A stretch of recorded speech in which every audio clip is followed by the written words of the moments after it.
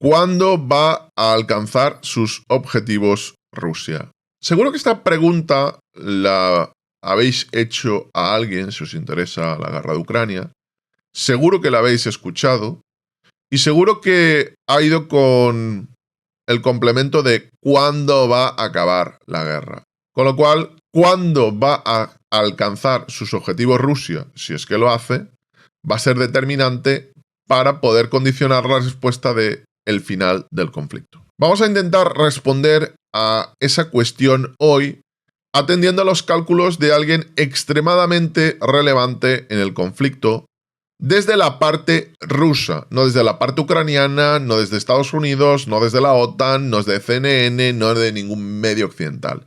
Alguien extremadamente relevante dentro de Rusia y dentro de el mecanismo del engranaje militar de la Federación. El cálculo de Yevgeny Prigozhin, el líder de la Wagner. Pero antes de eso, me gustaría contar algo interesante, que es el cálculo que va a estar relacionado con la pregunta y con esta respuesta, de qué está ocurriendo en el frente en esta ofensiva rusa que ya ha empezado. Según informa el Ministerio de Defensa del Reino Unido, la media de bajas en los últimos 7 días de soldados rusos en el frente es de 824 bajas al día.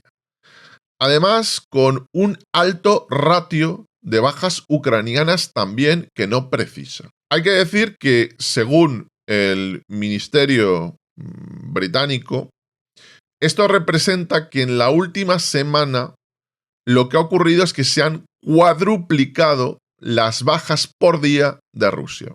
¿Y por qué decía que este dato conecta con la pregunta que vamos a intentar responder posteriormente de cuándo va a alcanzar sus objetivos Rusia?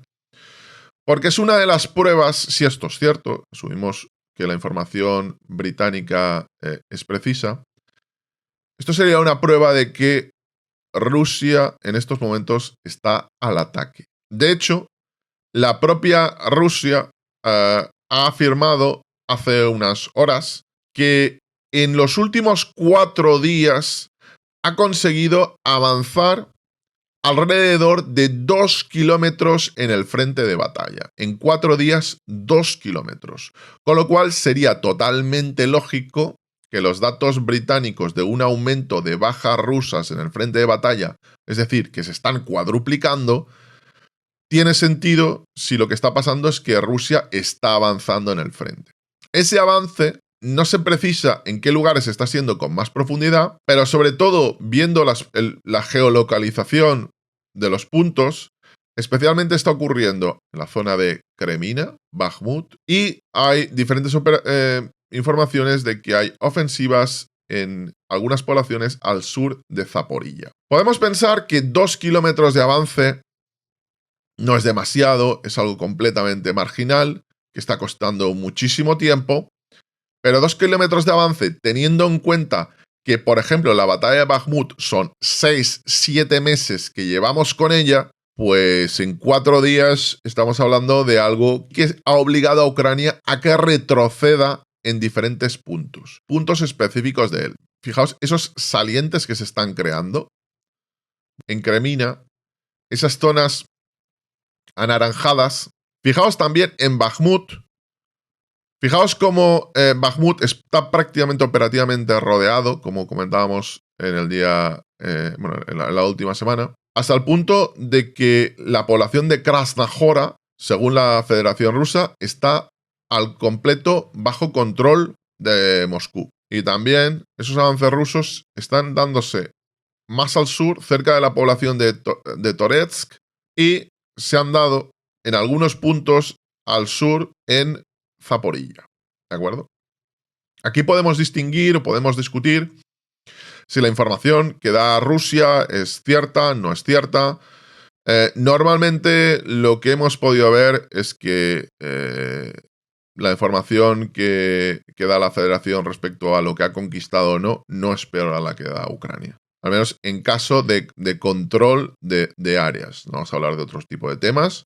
Es cierto que en muchas ocasiones, o en algunas ocasiones, posteriormente lo que han controlado luego lo han dejado de hacer y lo han perdido. Pero las informaciones, en la mayor parte de ocasiones, luego han sido posibles geolocalizar esos datos y se han comprobado que son ciertas.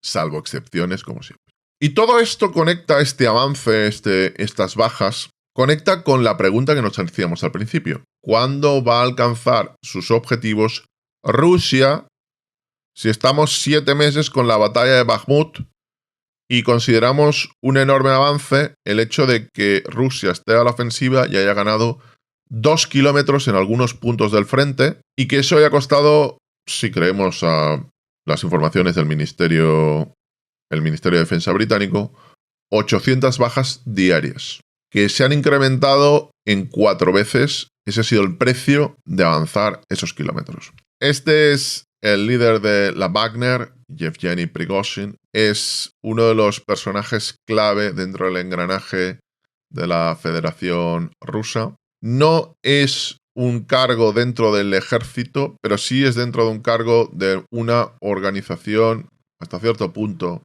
mal llamadas organizaciones de contratistas. Fue uno de los grandes responsables de que pudiera conquistarse Soledar. ¿Qué opina Prigozhin respecto a cuándo va a alcanzar sus objetivos Rusia y cuáles son esos objetivos? Pues Prigozhin da 2 escenarios. El primero es la liberación, entre comillas, del Donbass. Liberación del Donbass. Teniendo en cuenta la velocidad de avance hasta ahora, y que llevamos prácticamente 8 meses justamente en esta operación de conquistar el Donbass, ¿qué cifra pensáis que da? Ha sido bastante interesante porque ha sido relativamente específico.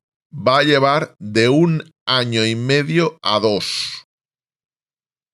De 1 año y medio a 2. ¿Puede aguantar Rusia 2 años esto? ¿Puede aguantarlo Ucrania? ¿Va a querer Occidente, si esto es cierto, continuar con este nivel de destrucción y este avance a la Primera Guerra Mundial, año y medio, 2 años más, hasta 2025, si es que además Rusia consigue sus objetivos? Porque esto es partiendo de la base de que Prigozhin considera que esos objetivos se van a alcanzar.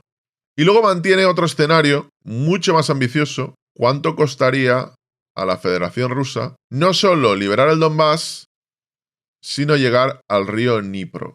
Dnipro, conquistar Zaporilla. Son 2 de las ciudades más grandes de toda Ucrania y 2 de las ciudades más importantes. Nada menos que 3 años. Estamos en 2023, nos iríamos a 2026. A mí la pregunta que me surge, teniendo en cuenta esta previsión de Prigozhin, ¿esto es solo una previsión o esto además de una previsión es una advertencia en el sentido de que esto no vamos a bajarnos, no nos vamos a bajar del autobús? ¿Estáis vosotros preparados también para jugar? ¿Para que esto se alargue 2 años? ¿3 años? Creo que la previsión de llegar al Dnieper no es realista, ya os digo. Creo que no lo van ni a intentar.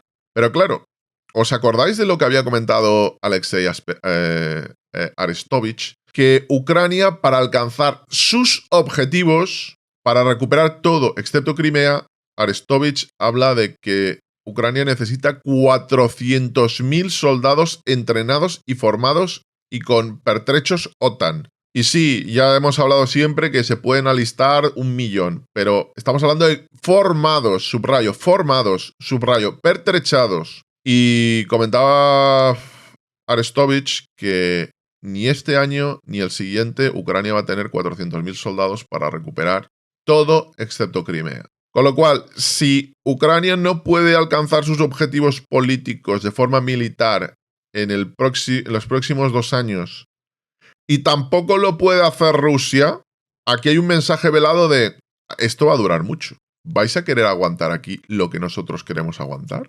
¿Vais a querer pagar ese precio? ¿Vais a querer pagar una crisis mundial que se va a extender y extender y extender en el tiempo? ¿Y en qué estado van a quedar esas zonas que están siendo combatidas en ellas? 2 años, 3 años. ¿Qué pensáis? ¿Es solo una previsión?